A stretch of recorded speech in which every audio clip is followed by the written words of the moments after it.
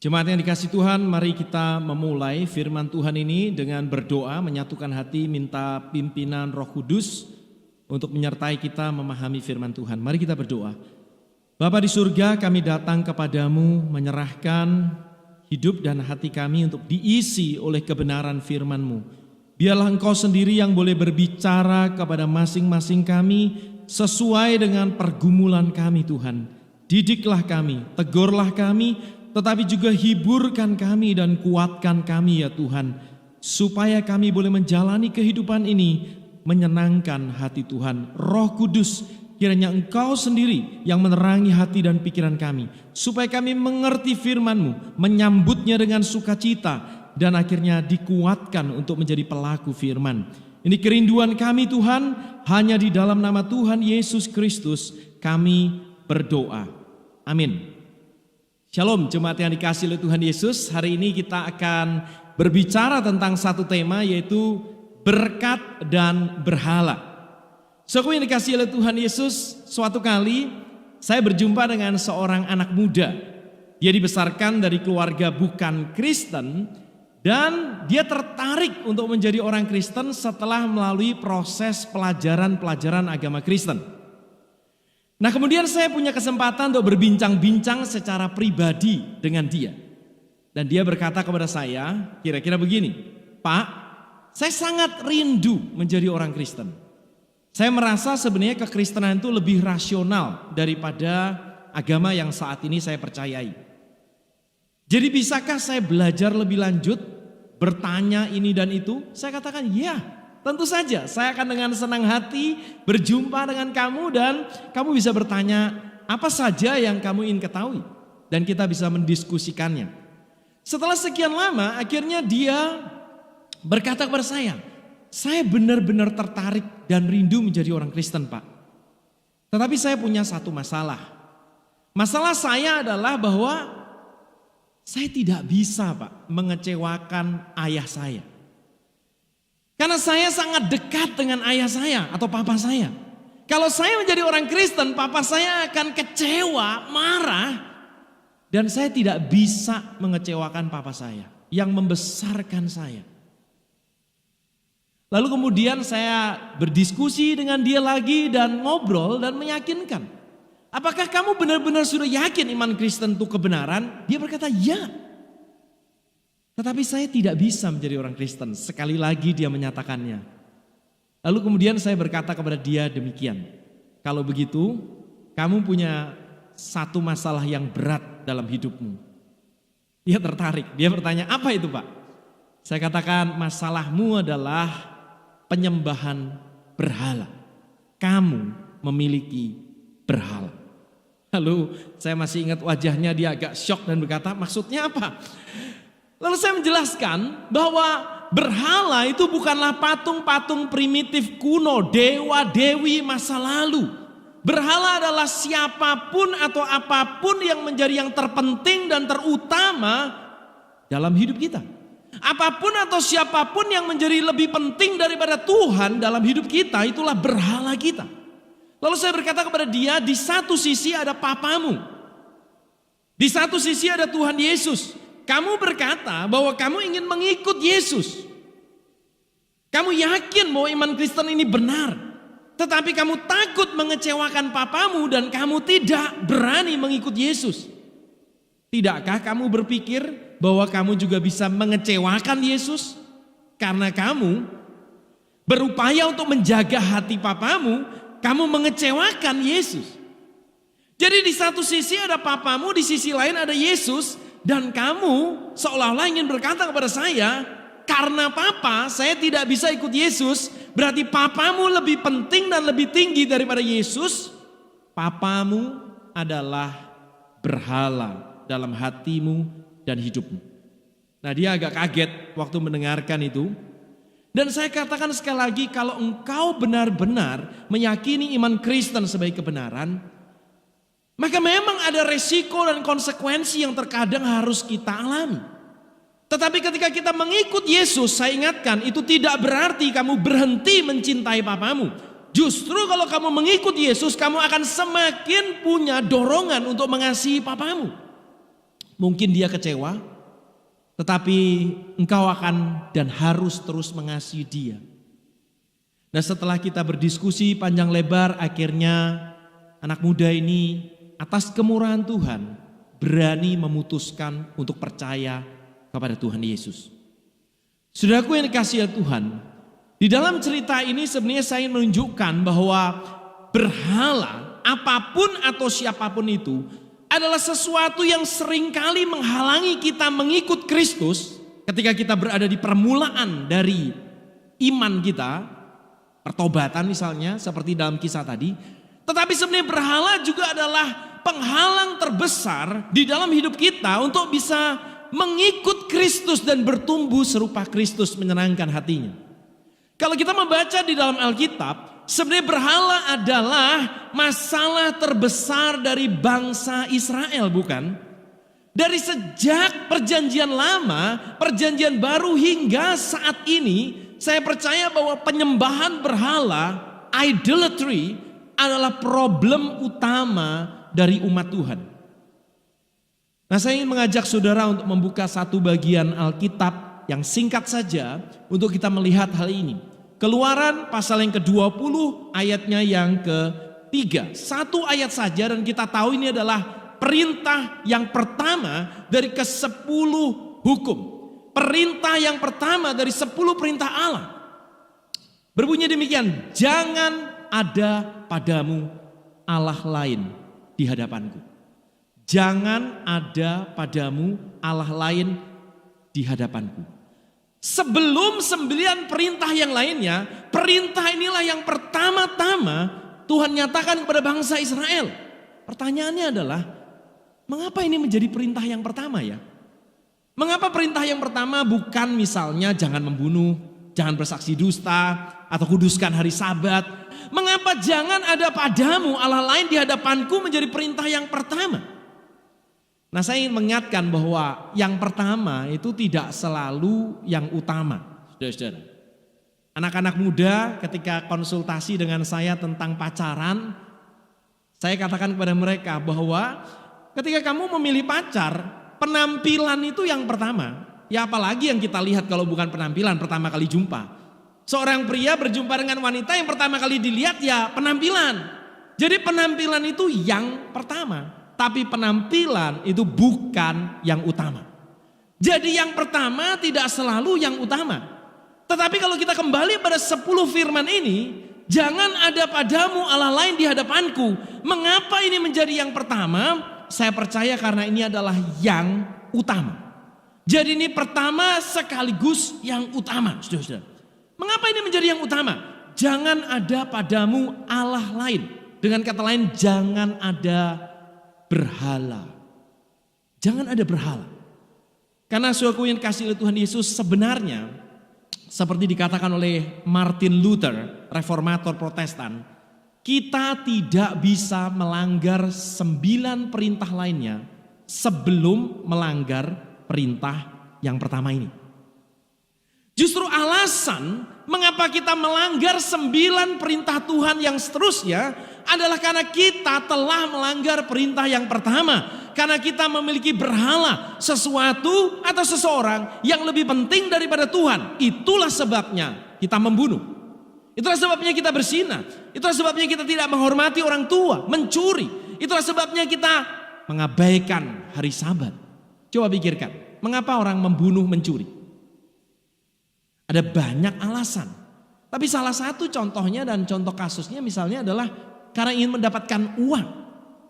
Karena ingin mendapatkan uang apapun tujuannya, jadi uang menjadi begitu pentingnya sehingga dia melanggar perintah jangan membunuh dan jangan mencuri.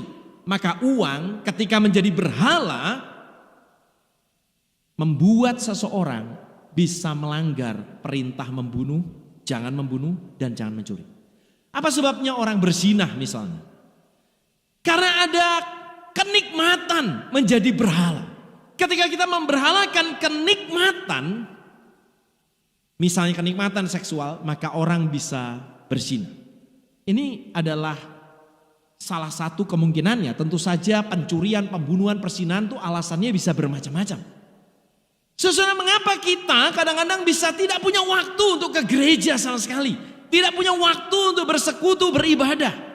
Karena mungkin hari Minggu adalah hari di mana toko kita sangat laris.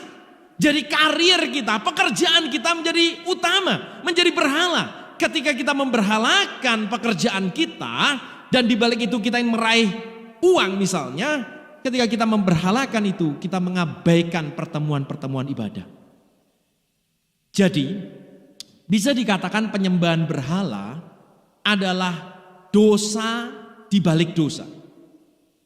Di balik semua dosa-dosa kita, ada berhala yang menggeser tempat Tuhan dalam hati dan hidup kita.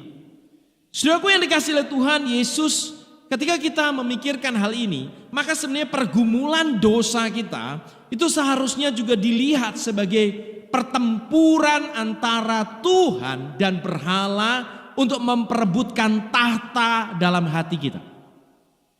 Jadi kalau saudara dan saya mulai melihat dosa dalam kacamata penyembahan berhala, saudara akan menyadari setiap kali kita berbuat dosa, ini sebenarnya adalah urusan berhala dalam hati saya.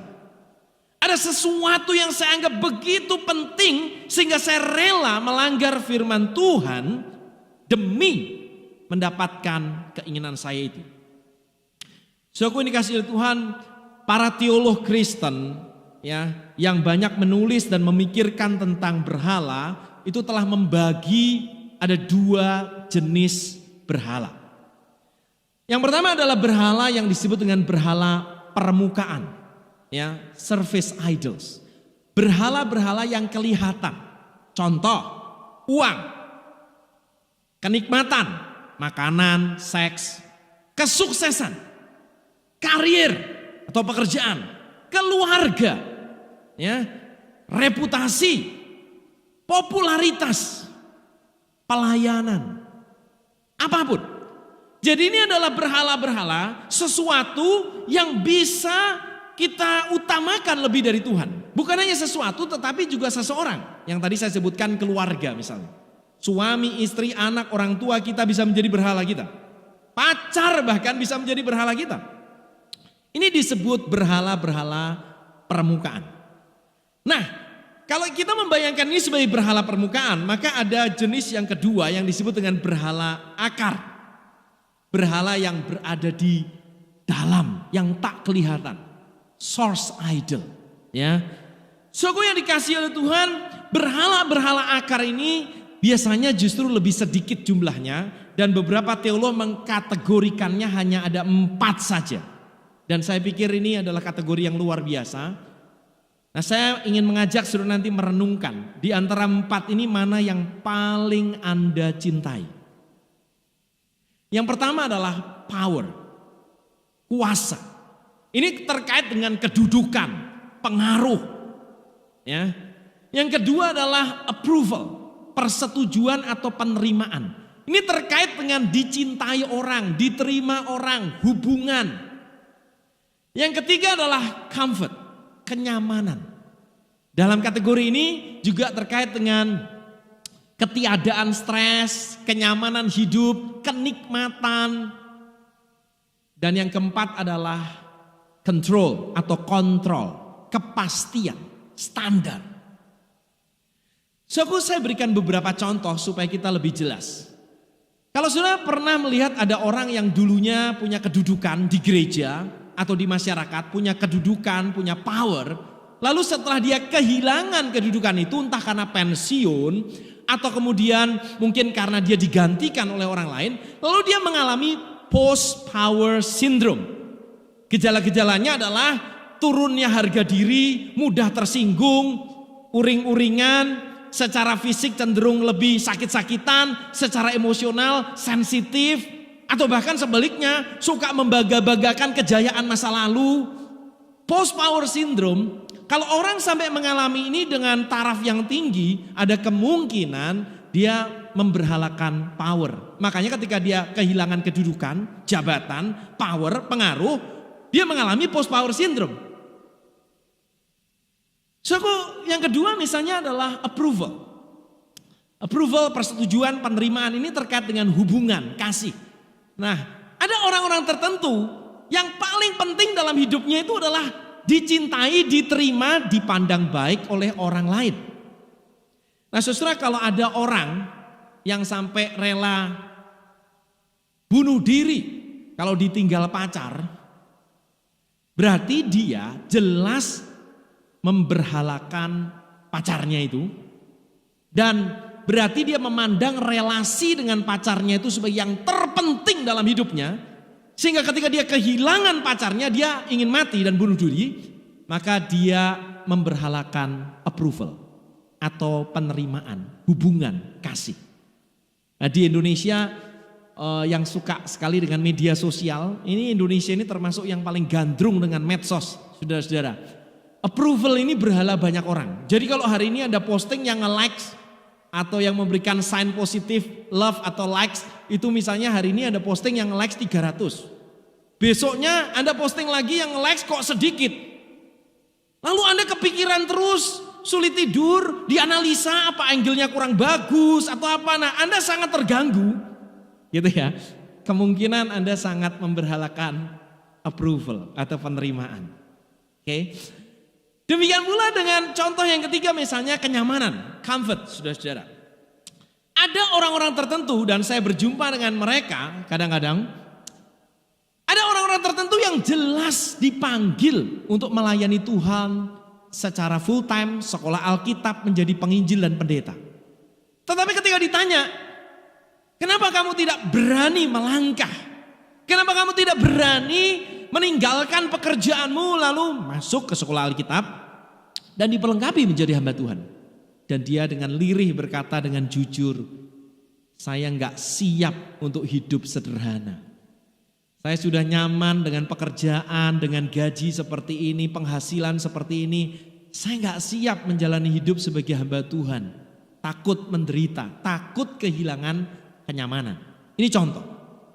Jadi apa yang menghambat dia untuk memenuhi panggilannya sebagai seorang full timer? Kenyamanan. Ada contoh demikian. Ada lagi tentang control atau kontrol, kepastian standar. Sesudah saya pernah berjumpa dengan orang yang dengan jujur berkata begini, Pak, saya itu kalau deposito saya di bank, itu angkanya sudah turun di bawah sejumlah X. Waktu dia sebutkan jumlahnya X itu saya agak kaget gitu. Waduh, itu sih ratusan kalinya yang saya miliki gitu ya. Dia bilang kalau deposito saya itu di bawah jumlah ini, saya itu selalu tegang. Bahkan kaki saya bisa gemetar. Dia berkata begitu. Wah, saya kaget sekali. Deposito di bawah sejumlah itu kaki bisa gemetar. Perasaan ada banyak orang yang deposito atau enggak punya tabungan, enggak sampai 1/100-nya angka yang kamu sebutkan dan fine-fine aja, baik-baik saja. Nah saya karena dekat dengan dia, maka saya katakan sepertinya berhalamu adalah kontrol, kepastian. Deposito yang banyak itu memberikan rasa kepastian dan rasa aman untuk kita menjalani hidup.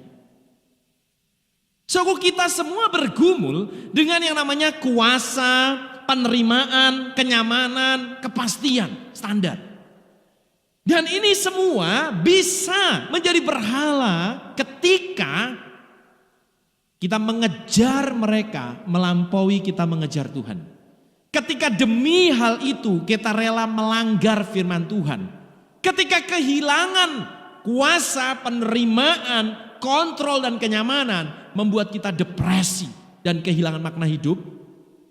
Ketika apa yang membuat kita bangun dari tidur kita malam-malam, kekhawatiran kita, kesenangan kita yang utama adalah hal-hal itu dan bukan Tuhan, maka hal-hal itulah yang sebenarnya telah menjadi berhala dalam hidup kita. Jadi kalau Anda ingin tahu berhala Anda, cek kekhawatiran Anda yang paling utama itu apa? Kebanggaan Anda yang paling utama itu apa? Oke? Yang paling Anda kejar itu apa? Dan apa juga yang kalau Anda tidak mendapatkan hal ini, Anda merasa hidup Anda tidak bermakna. Hal-hal itu, apapun itu, dan siapapun itu adalah berhala yang sedang bersaing, merebut hati kita, bersaing dengan Tuhan, menempati posisi yang pertama dan utama dalam hidup kita. Saudara dikasih Tuhan, jangan salah paham dengan saya. Uang, seks, kesuksesan, karir, keluarga, kesehatan, popularitas, pelayanan, itu adalah berkat Tuhan. Semua hal-hal itu boleh kita nikmati di dalam Tuhan, dan semua hal itu bahkan diberikan oleh Tuhan dan bisa kita pakai sebagai alat di dalam kerajaannya. Saudara, ada orang-orang yang diberkati Tuhan dengan kekayaan, tetapi tidak mencintai kekayaannya dan justru memakai kekayaannya sebagai alat misi di dalam pekerjaan Tuhan. Jadi sekali lagi, berhala-berhala yang tadi saya sebutkan itu sebenarnya adalah berkat yang boleh kita nikmati, kan itu adalah pemberian Tuhan. Tetapi kita harus berhati-hati agar kita tidak menjadikan berkat menjadi berhala dalam hidup kita. Jadi apa itu berhala? Berkat yang kita jadikan lebih penting daripada Tuhan sang pemberi berkat. Jadi saya juga tidak mendorong saudara, oke, kalau demikian mulai sekarang saya tidak akan mau lagi menikmati misalnya katakanlah berkat Tuhan. Keliru. Kita harus menikmatinya dengan ucapan syukur semua pemberian Tuhan. Kalau pelayanan saudara sukses, syukurilah itu sebagai berkat Tuhan. Kalau saudara diberkati dengan keluarga yang baik, anak-anak yang membanggakan, karir dan pekerjaan yang menanjak, itu adalah berkat Tuhan, khususnya kalau sudah melakukan itu di dalam kehendak Tuhan. Tetapi jangan pernah menjadikan itu sebagai yang terpenting dan yang terutama dalam hidup kita.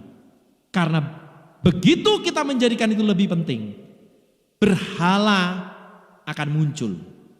Berkat akan berevolusi menjadi berhala. Ketika kita pelan tapi pasti menjadikannya lebih utama. Dan ketika kita memiliki berhala, apa yang terjadi dalam hidup kita? Ini salah satu ciri hidup dari orang yang memiliki berhala. Hidupnya dipenuhi dengan kekhawatiran. Hidupnya mendua hatinya. Orang yang mendua hatinya tidak akan tenang hidupnya, kata firman Tuhan. Dan Tuhan Yesus sendiri dalam Lukas 16 ayat 13 mengingatkan kita tentang isu berhala ini. Yesus berkata demikian, seorang hamba tidak dapat mengabdi kepada dua tuan. Karena jika demikian ia akan membenci yang seorang dan mengasihi yang lain. Atau ia akan setia kepada yang seorang dan tidak mengindahkan yang lain. Kamu tidak dapat mengabdi kepada Allah dan kepada Mamon. Mamon ini bicara tentang uang, kekayaan. Tuhan mengingatkan kita bahwa kita semua orang sebenarnya tidak bisa setia kepada Allah sekaligus setia kepada uang misalnya. Lalu dua-duanya kita mau jadikan tuan dalam hidup kita. Tidak bisa, harus hanya ada satu. Kalau kita berupaya menjadikan dua hal menjadi tuan dalam hati kita, akibatnya adalah kita setia kepada yang satu, tidak setia kepada yang lain. Kita hidup dalam kekhawatiran karena kita bingung harus mengutamakan yang mana. Tapi kalau kita sudah memutuskan, Tuhan engkaulah Tuan atas hidupku, maka ada banyak sekali kekhawatiran yang rontok. Karena kita sudah tahu apa yang menjadi utama dan terpenting dalam hidup kita. Jadi berhala ini adalah masalah dedikasi, pengabdian, penyembahan. Siapa atau apa yang menjadi yang terutama dan yang paling kita sembah. Jangan dikasih Tuhan, sebagai orang-orang yang sudah ditebus oleh Tuhan Yesus Kristus, kita seharusnya menjadikan Tuhan sebagai pusat Tuan atas hidup kita. Dan kehadiran berhala, baik itu kuasa, kenyamanan, penerimaan, kontrol, kehadiran berhala-berhala ini, saudara-saudara, ini seperti kehadiran orang ketiga dalam hubungan suami istri. Dari sejak perjanjian lama hingga perjanjian baru, relasi antara umat Tuhan dengan Allah itu adalah relasi perjanjian. Ikatan eksklusif. Bahkan digambarkan kadang-kadang hubungan kita dengan Tuhan itu seperti hubungan suami istri. Kita adalah mempelai Kristus. Karena Kristus telah membeli hidup kita. Kita telah ditebus. Umat perjanjian lama bangsa Israel misalnya juga dipandang sebagai umat yang telah ditebus keluar dari Mesir. Dan sebagai umat yang memiliki hubungan yang eksklusif dengan Tuhan, Allah kita adalah Allah yang cemburu. Dan Dia tidak senang ketika kita memiliki berhala. Karena berhala itu berarti kehadiran orang ketiga dalam relasi kita yang eksklusif dengan Tuhan. Itulah sebabnya bangsa Israel dihukum habis-habisan. Salah satu faktor utamanya adalah karena bangsa Israel menyembah berhala. Pada saat itu bangsa Israel menyembah dewa-dewa asing.